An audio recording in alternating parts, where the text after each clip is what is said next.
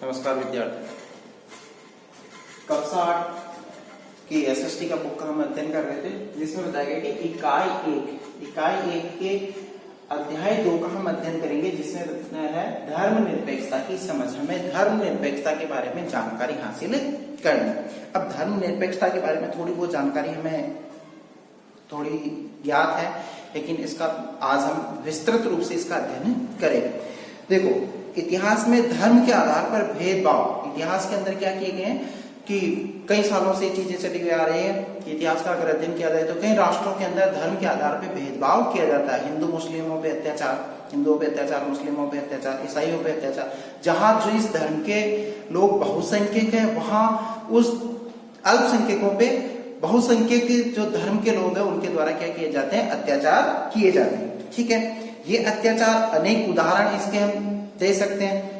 कि हिटलर ने जर्मनी में यहूदियों पे बहुत ही अत्याचार किए थे। हिटलर ने क्या किया, जर्मन के अंदर जो यहूदी जो लोग रहते थे उनपे खतरनाक तरीके से क्या किया, अत्याचार किए। ठीक है, इसी तरीके से अगर इसी चीज को आगे देखें तो यहूदी धर्म को जो मानने वाले जो लोग हैं इजराइल के अंदर, ठीक है, वहां जो मुसलमान और ईसाई जो अल्पसंख्यक है उन पे अत्याचार किए जाते हैं। तो कई ऐसे उदाहरण हमें देखने को मिलते हैं। जैसे सऊदी अरब का उदाहरण ले लो, तो वहां गैर मुस्लिमों को क्या नहीं है, अपने धार्मिक संस्थान स्थापित करने की अनुमति नहीं है। तो इतिहास के अंदर कई ऐसे साक्ष्य हमें जो धर्मनिरपेक्ष है, यानी धर्म पे जो अत्याचार किए गए, धर्मनिरपेक्षता की आड़ के अंदर ऐसे इस तरीके से अत्याचार किए गए, उनके कई उदाहरण हमें देखने को मिलते हैं। अब हम अध्ययन करेंगे कि धर्मनिरपेक्षता क्या है। धर्मनिरपेक्षता के बारे में हम अध्ययन करेंगे कि धर्मनिरपेक्षता किसमें क्या है, इसे कहते हैं।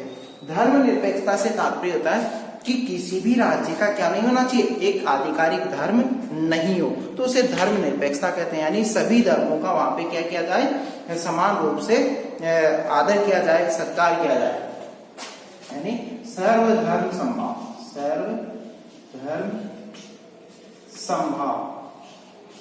इसका तात्पर्य होता है सभी धर्म के लोग क्या है, एक समान है, किसी साथ में कोई भेदभाव नहीं किया जा रहा। और दूसरी चीज कि राज्य का कोई एक विशेष धर्म नहीं होके सभी धर्मों को वहां पे क्या किया जाता है, सम्मान दिया जाता है, सभी धर्मों को वहां पे सम्मान प्राप्त होता है।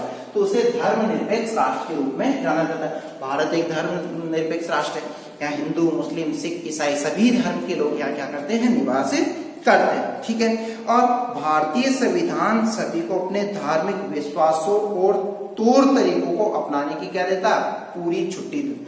या हिंदू भी अपने धर्म को अपना सकते हैं, उसके तौर तरीके अपना, मुस्लिम भी अपना रहे हैं, ईसाई भी अपना रहे हैं, जैनी भी अपना रहे हैं, सिख भी अपना रहे हैं, और बौद्ध धर्म, पारसी वाले सभी अपने धर्म के तौर तरीके अपनाते हैं यहाँ पे। तो ये छूट किसके अंदर दी गई है, भारत देश के अंदर दी गई है कि वो अपने धर्म की जो संस्कृति है, जो तौर तरीके उनको वो अपना सकते हैं। पूर्ण रूप से उनको स्वतंत्र रखा गया, किसी प्रकार के उनपे क्या नहीं है, बंदी से नहीं है। तो इस प्रकार से हम धर्मनिरपेक्ष राष्ट्र के रूप में भारत का अध्ययन कर सकते हैं। भारतीय राज्य में धर्म और राज्य की शक्ति एक दूसरे से क्या करती है, अलग रखने की रणनीति अपनाई गई है। मतलब भारत के अंदर राजनीति को धर्म से अलग किया गया, यानी धर्म से राजनीति क्या अलग है। यहाँ धर्म और राजनीति का कोई संबंध नहीं है, धर्म के आधार पर राजनीति नहीं की जाती। यहाँ राजनीति और धर्म दोनों अलग अलग है। ठीक है, तो इस तरीके से धर्म को क्या रखा गया, स्वतंत्र रखा गया। कोई भी व्यक्ति किसी भी धर्म को क्या कर सकता है, ग्रहण कर सकता है। उस पर किसी प्रकार का क्या नहीं है, कोई बंदिश नहीं है, कोई प्रतिबंध नहीं है। ठीक है, अब पढ़ेंगे हम धर्म और राज्य से अलग रखना महत्वपूर्ण क्यों है। धर्म को राज्य से अलग रखना महत्व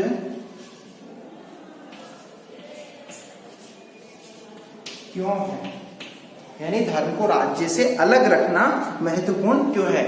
तो इसके बारे में हम अध्ययन करते हैं, क्यों है इसके बारे में हम अध्ययन करेंगे कि धर्मनिरपेक्षता का सबसे महत्वपूर्ण पहलू धर्म को राज सत्ता से क्या किया गया, अलग किया गया।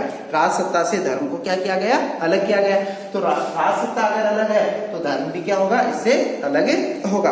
अब देखो हम इसके बारे में जानकारी ऐसे करते हैं कि हर देश में किसी एक धर्म के लोग साथ साथ रहते हैं। हर किसी देश में किसी न किसी धर्म के लोग क्या है, एक साथ रहते हैं, ठीक है। और इसी तरीके से और दूसरा इसका लेते हैं कि भेद, और जहां धार्मिक अल्पसंख्यक के जो लोग हैं, जहां धार्मिक अल्पसंख्यक के जो लोग हैं उनके साथ में क्या हो सकता है, भेदभाव हो सकता है। तो उस भेदभाव को मिटाने के लिए, जोर जबरदस्ती को मिटाने के लिए धर्मनिरपेक्षता शब्द का इस्तेमाल किया गया, इसलिए धर्म को राज्य से अलग रखा गया है, ठीक है। और लोकतांत्रिक समाजों में धर्म को राज्य से अलग रखने का महत्वपूर्ण कारण भी, लोकतांत्रिक जो समाज है, लोकतांत्रिक जो राज्य हैं, वहां धर्म को किससे अलग रखा गया है, राज्य से अलग रखा गया है। रीजन कि लोकतांत्रिक राज्य वही राज्य हो सकता है जहां सभी धर्मों का क्या किया जाए, सम्मान किया जाए, सभी धर्म के लोगों को अपनी उनकी स्वतंत्रता का अधिकार होना चाहिए, जिससे वो अपना सर्वांगीण विकास कर सके, उन पे किसी प्रकार का कोई प्रतिबंध नहीं होना चाहिए। और लोकतांत्रिक राष्ट्र की यही महत्वपूर्ण पहचान भी होती है। अब धर्मनिरपेक्षता क्या है, अगला बिंदु है धर्मनिरपेक्षता। धर्मनिरपेक्षता क्या है? धर्मनिरपेक्षता के बारे में पहले भी हम अध्ययन कर रहे हैं कि भारतीय संविधान में क्या कहा गया है कि भारतीय राज्य धर्मनिरपेक्ष रहेगा। भारतीय संविधान में ये बात उल्लेखित की गई है कि भारतीय संविधान में ये बात उल्लेखित की गई है कि भारत क्या रहेगा, संविधान में ये बात लिखी गई है कि भारत धर्मनिरपेक्ष राष्ट्र के रूप में पहचाना जाएगा, यानी यहाँ पे कोई राज्य का आधिकारिक धर्म नहीं होगा। और हमारे संविधान के अनुसार धर्मनिरपेक्ष राज्य ही अपने उद्देश्य को साकार करते हुए निम्नलिखित बातों का क्या रख सकता है, ख्याल रख सकता है, यानी प्रमुख बातों का ख्याल उसके अंदर बताया गया है। जिसमें नंबर 1 चीज बताई गई है, इसके पॉइंटों के बारे में, पॉइंटों से हम अध्ययन करेंगे कि कोई एक धार्मिक समुदाय किसी दूसरे धार्मिक समुदाय को न दबाए, यानी कोई एक धार्मिक समुदाय है जो बहुसंख्यक के रूप में, और दूसरे समुदाय को क्या नहीं करे, वो दबाए नहीं। अगर वो दबाता है तो धर्मनिरपेक्षता नहीं कहेंगे। और धर्मनिरपेक्षता यही है कि एक दूसरे के धर्म का क्या होना चाहिए, सम्मान होना चाहिए, अपने ही धर्म के अन्य सदस्यों को न दबाए। और ये भी नहीं कि एक दूसरे धर्म के लोगों को दबाना ही नहीं है, लेकिन अपने ही धर्म के लोगों को भी क्या नहीं करना है, दबाना नहीं है। और अपने ही धर्म के लोगों को नहीं दबाएंगे तो उसे भी क्या कहेंगे, हम धर्मनिरपेक्षता कहेंगे। और ऐसे ही खास धर्म किसी पे थोपा नहीं जाना चाहिए कि एक राज्य के द्वारा कोई एक धर्म उन पे क्या कर दिया जाए, थोप दिया जाए, तो ऐसा भी नहीं होना चाहिए, न ही लोगों की धार्मिक स्वतंत्रता छीनेगा।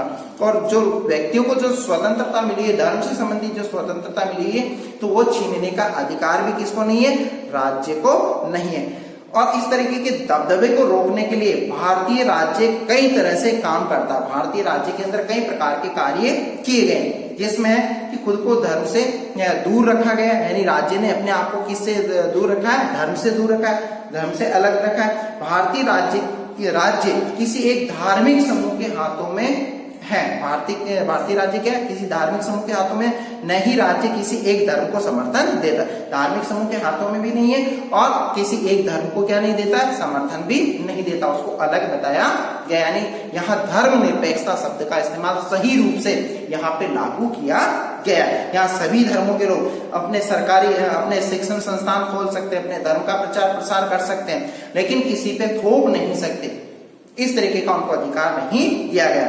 कचहरी, थाने, सरकारी विद्यालय और दफ्तर, सरकारी संस्थानों में किसी धर्म को प्रोत्साहन देने और उसका समर्थन करने की अपेक्षा नहीं की जाती। यानी किसी भी सरकारी कार्यालय के अंदर या संस्थान के अंदर, किसी भी कार्यालय में, निजी हो चाहे कैसा भी हो, तो वहां क्या नहीं की जा सकती, किसी भी धर्म को जबरदस्ती उन पे कार्य करने के लिए बाध्य नहीं किया जा सकता, उन पे थोपा नहीं जा सकता। इस तरीके के ऐसे प्रावधान लागू किए गए, ठीक है।